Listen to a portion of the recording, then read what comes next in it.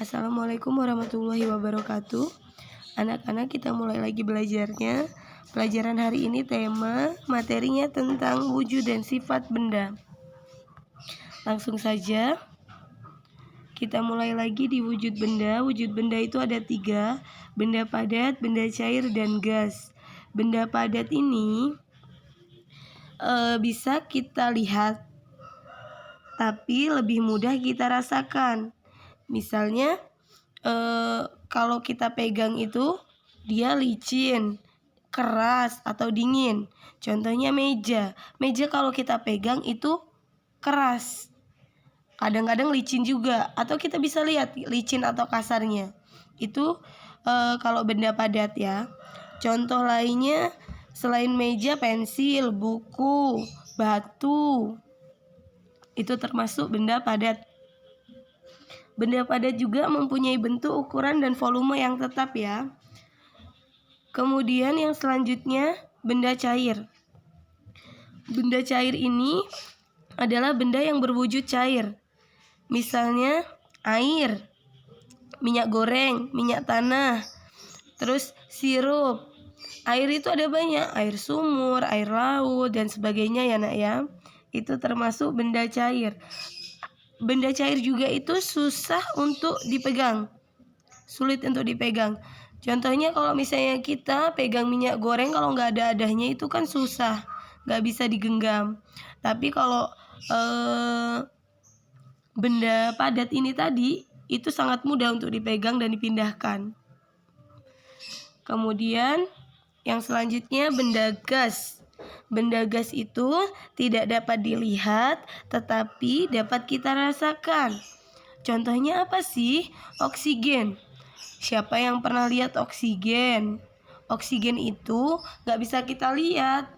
Oksigen itu kita nggak tahu dia warnanya apa, karena dia nggak berwarna kalau oksigen. Tapi kita dapat merasakan, kita dapat bernafas dan sebagainya. Nah, contoh dari wujud benda gas ini itu adalah udara, seperti yang ibu bilang tadi, oksigen atau oksigen. Terus gas yang dipakai ibu di rumah. Dan ada lagi asap kendaraan. Nah, kalau asap kendaraan ini dia berwarna karena partikel asap itu cenderung berwarna. Jadi kita bisa lihat asap itu warnanya kan kadang-kadang putih, kadang ada yang hitam. Itu karena dia terikat oleh warna. Sebenarnya kalau gas nggak berwarna, pengecualian buat asap kendaraan ya nak ya, atau asap pabrik itu juga biasanya berwarna. Selanjutnya langsung ke sifat-sifat benda. Sifat-sifat benda ini, yang pertama sifat-sifat benda padat. Sifat-sifat benda padat ini, yang pertama bentuknya tidak dipengaruhi wadahnya. Jadi dia pensil, kalau ditaruhin di kotak pensil, dia tetap jadi pensil, nggak berubah jadi kotak pensil. Yang kedua, bentuknya dapat diubah. Apa sih yang bentuknya dapat diubah? Misalnya es batu. Es batu itu padat, tapi kalau dibiarin di luar dia bisa jadi cair. Jadi bentuknya dapat dirubah. Selain itu, kayu itu padat, dapat dirubah jadi kursi, lemari. Nah, tanah liat itu jadi guci, banyak. Kalau kaca bisa jadi gelas. Terus yang terakhir, wujudnya tetap.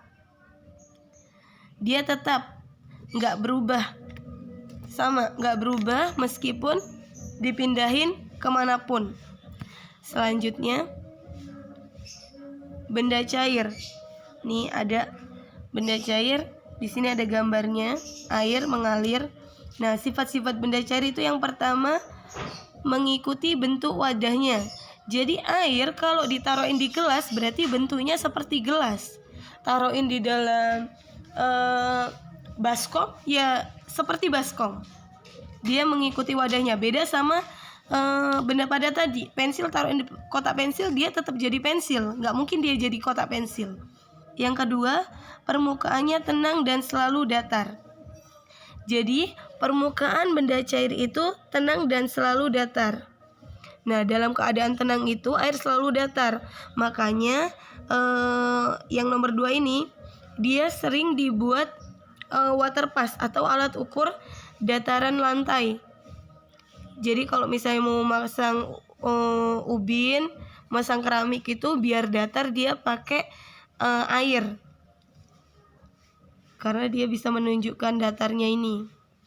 Pakai selang biasanya kalau yang pernah lihat. Yang nomor 3, mempunyai ruang dan massa. Mempunyai ruang dan massa maksudnya gimana? Mempunyai ruang. Kalau gelas dia ditaruhin di air, ditaruhin ke gelas seperti ini. Kalau udah penuh biasanya dia tumpah. Itu karena di dalam gelas ini udah nggak ada ruangan lagi. Dia menempati ruang, dia penuh. Terus kenapa mempunyai massa juga? Massa ini identik dengan berat.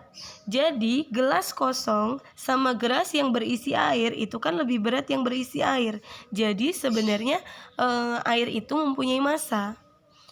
Yang keempat, mengalir dari tinggi ke rendah. Nah, kita selalu lihat kalau air itu mengalir dari tinggi ke rendah. Contohnya apa? Air terjun. Air terjun itu dari tinggi ke rendah. Atau ini nih yang lebih mudah nih. Udah dari tinggi ke rendah nih. Ada juga yang bilang air dari bawah dari rendah ke tinggi juga ada.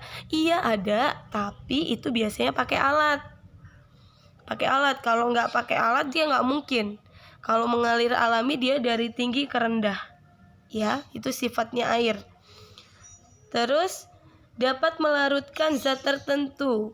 Air dapat melarutkan zat tertentu. Iya benar.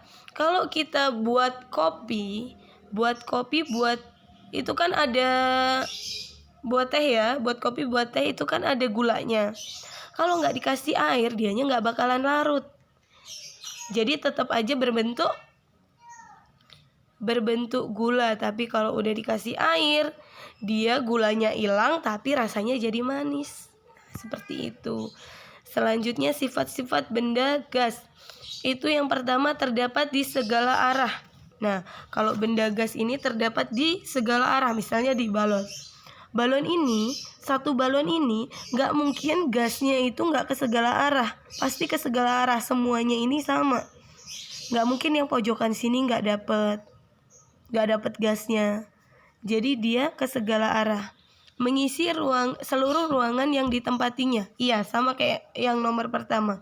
Jadi semuanya diisi. Terus menekan ke segala arah sama juga 1, 2, 3. Mempunyai massa. Dia mempunyai massa. Seperti ban mobil ini, ban mobil biasa sama yang dikasih di pompa itu beratnya beda, meskipun nggak sebanyak benda cair tadi. Karena benda gas ini relatif ringan, ya nak. Oke, cukup sekian. Ini banyak banget tadi videonya. Pelan-pelan aja belajarnya, tetap semangat. Ibu akhiri, wassalamualaikum warahmatullahi wabarakatuh.